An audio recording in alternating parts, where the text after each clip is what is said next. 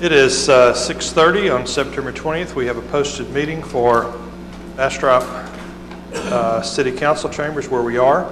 Call the council to order. We have only council member Mayor Pro Tem De La Rosa missing. He might be late tonight. Sometimes these special meetings catch him short with his work in Austin. So we hope he will arrive before the meeting is over. Meanwhile, we have a quorum. We will proceed. Item number 2 is a follow-up item from last week regarding a preliminary plat for Con Park, Section 6A, and the city manager will address us.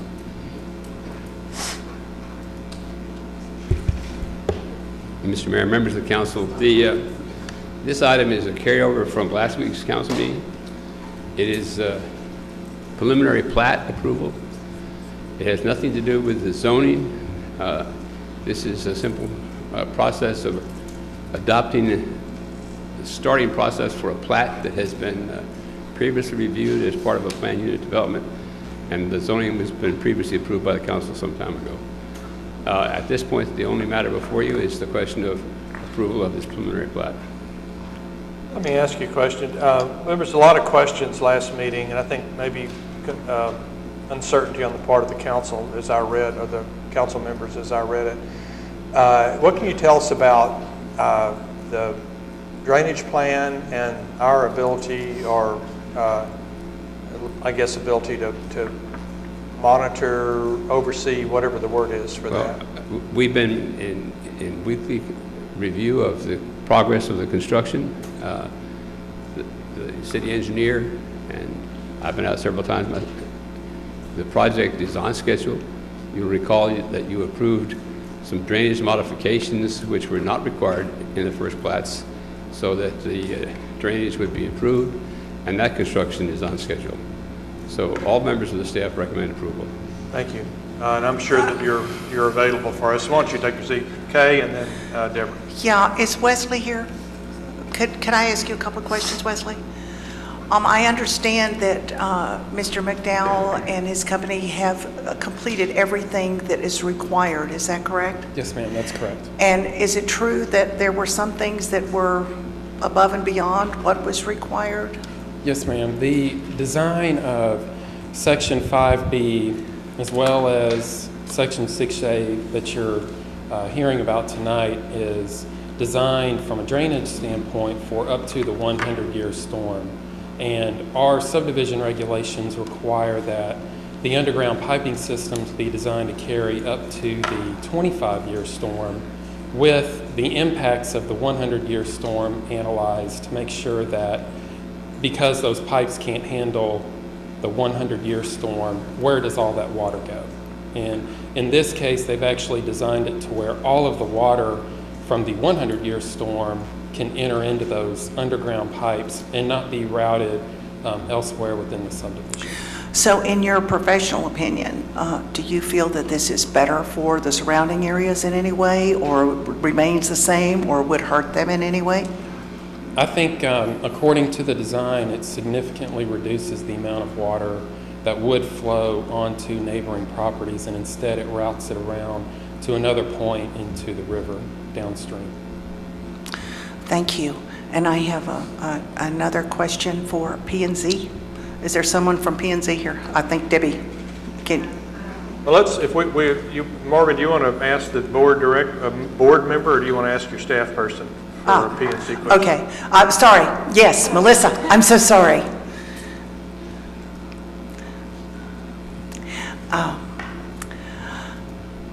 I just want to be sure P&Z did approve everything. Yes, at the last Planning and Zoning Commission meeting, this was recommended for approval by the Planning and Zoning Commission. So is there any reason that we should not approve this plat that you can think of? No, it meets all of the statutory and our city requirements. And you're good with that too, Marvin, is that right? That's good. Then I move that we approve this plat. I second. There's a second from Deborah. Deborah, do you wanted to comment? Any council member have any? I mean, we had a lot of questions last time. Okay, we've got a couple of citizens. I'd like them to have a chance to speak before we. Richard Sparsick? It passes. Jacob Henry?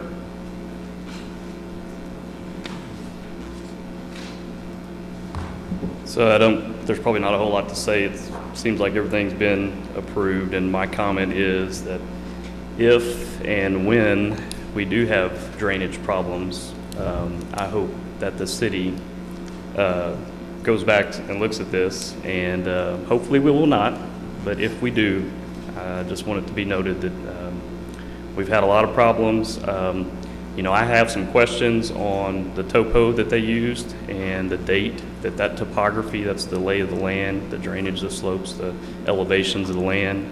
In their plan, you might ask the developer or Wesley, he may know, what vintage topography was used, and did it take into consideration all the cut and fill that's been done up to this point? Certainly you would hope that the engineer working for the developer has done his due diligence and done that. So I would hope it's fixed. So I would, yeah, if they could answer that, that'd be great. That's all I have. Any other comments or questions? And let's call the roll.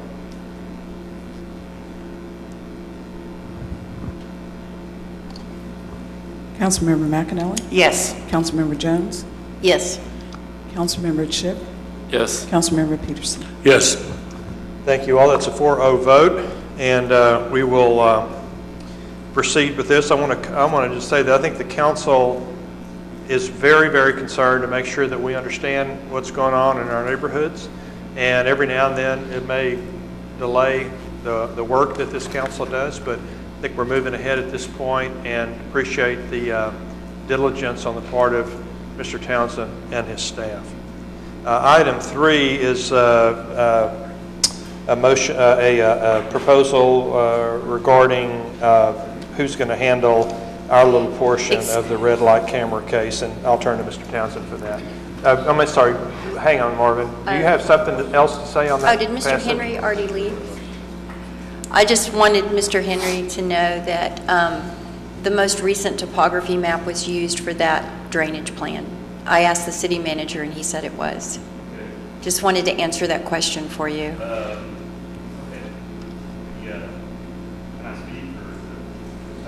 Yeah, I guess since Deborah's brought it up, come on back up, and I'll eventually move on to item 3.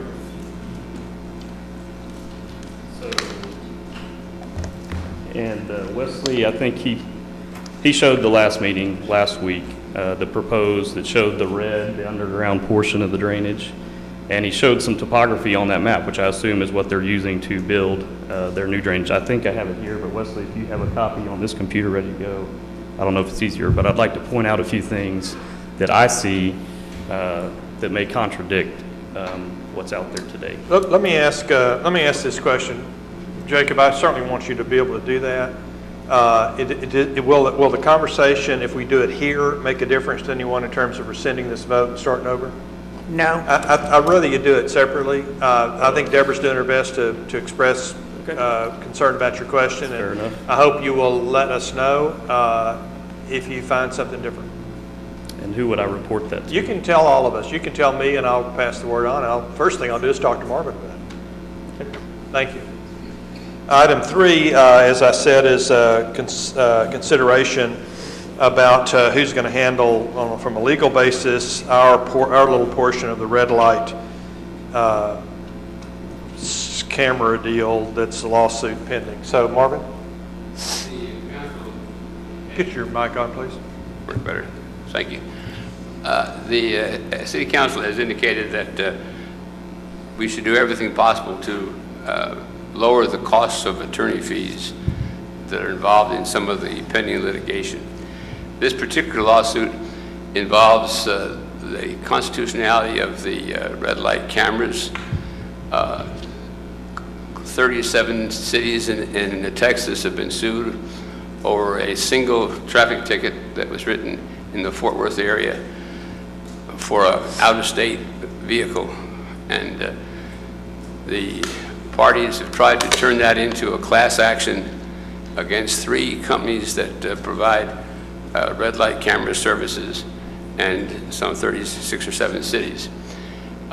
It's an expensive lawsuit. It's been around for quite a while. Apparently, the party that's trying to prove the unconstitutionality is willing to spend a lot of money. I contacted the attorney firm in Fort Worth, which is where the case now is, a firm that's serving some 24 existing cities and is therefore able to provide discounted charges to everybody. And they're quite willing to take on this litigation. I've advised the city's current attorney that this change is going to be made, and the two attorneys have worked it out. The new firm that I'm recommending to you has sent a proposed contract, and because this is litigation in process, the transition has been a little bit clumsy, but it's been worked out with both parties. If this selection is not satisfactory to the council, there's been no harm done. We just won't sign the contract, and we'll certainly seek out some other firm. But this is a fine firm of municipal attorneys in Fort Worth. They now represent all the cities that I've set forth in this memorandum, which includes Amarillo, Ball Springs, Balcones Heights, Baytown, Burleson, Denton, Diboll, El Paso, Elgin, Grand Prairie, Haltom City, Hutto, Irving, Killeen, Longview, Lufton, Marshall, Mesquite, North Richland Hills, Round Rock, South Lake, and Sugar Land, and Watauga. The process will be that, first of all, the hourly rate is somewhat less than is being paid now, and all expenses will be proportionate equally among all of the participating governments. Mr. Mayor, members of the council, I'd recommend that contract to you. I move that we approve that. I'll second. Questions, comments? I'll just say, Marvin, first thing I ever talked to you about was legal fees, and the fact that you're trying to figure out a way to reduce them is really valuable, and I appreciate that effort very much. I would just like to say that both J.C. Brown and Mr. Bundrum have also made the same recommendation before now. Thank you. Y'all ready to vote? All in favor say aye. Aye. Opposed, no. That's a 4-0 vote. Marvin, thank you for taking that initiative. We will now consider a recommendation from the city manager about who we ought to vote for the Texas Municipal League Intergovernmental Risk Pool Board of Trustees. Mr. Mayor, members of the council, the risk pool represents about 2,700 local governments in Texas, all types of governments except schools and counties who have their own risk pool. The board is composed of 18 people, 15 of which are elected, 3 by the members of the board, and the other 12 for 6-year terms, so that each 2 years, 1/3 of the elected officials come up for a decision. The representatives can be elected or appointed. They can represent cities or special districts, and any position that an official is in when that same organization is a member of the pool.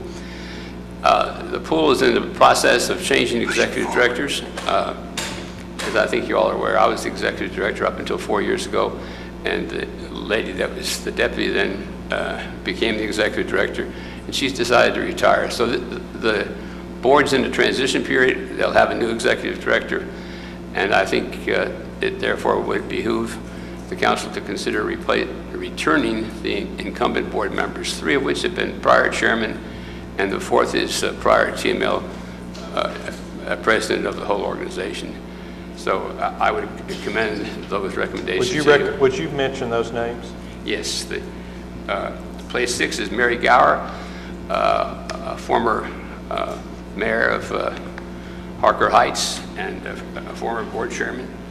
Place 7 is C.J. Wax, the mayor of Rockport, who is the immediately past president of the Texas Municipal League.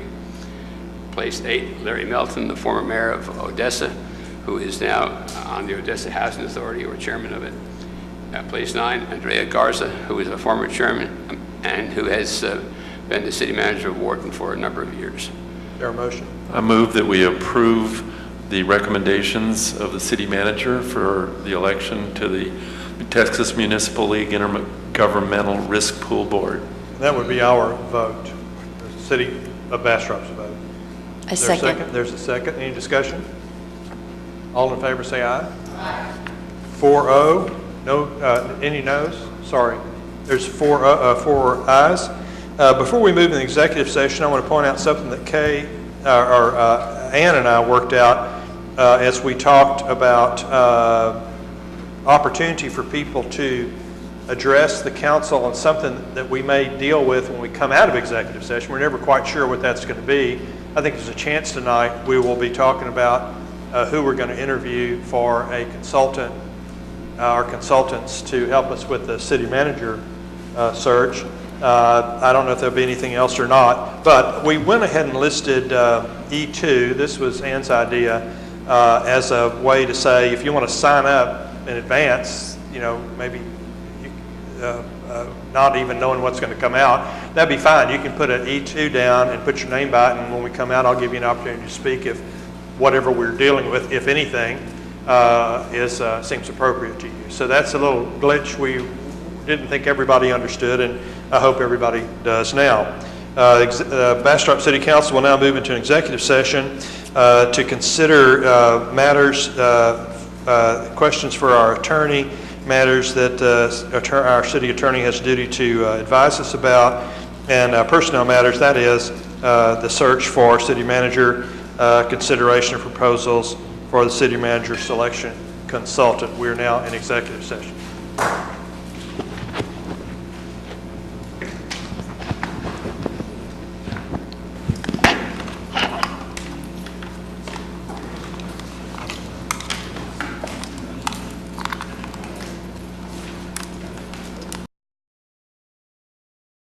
Bastrop City Council will reconvene into open session. We did what I said we were going to do when we went in.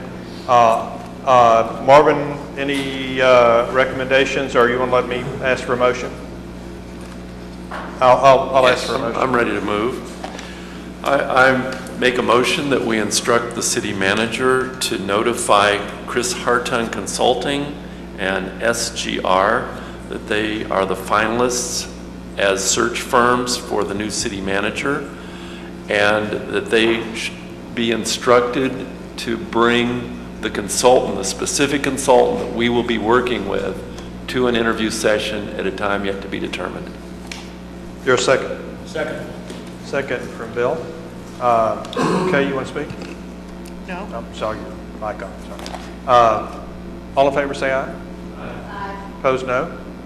That's 4, I heard 4 O's and no no's. Any other motions? Yeah. Move for adjournment. We got the same seconder. All in favor say aye. Aye. Opposed, no. 4-0, we are adjourned. Thank you all.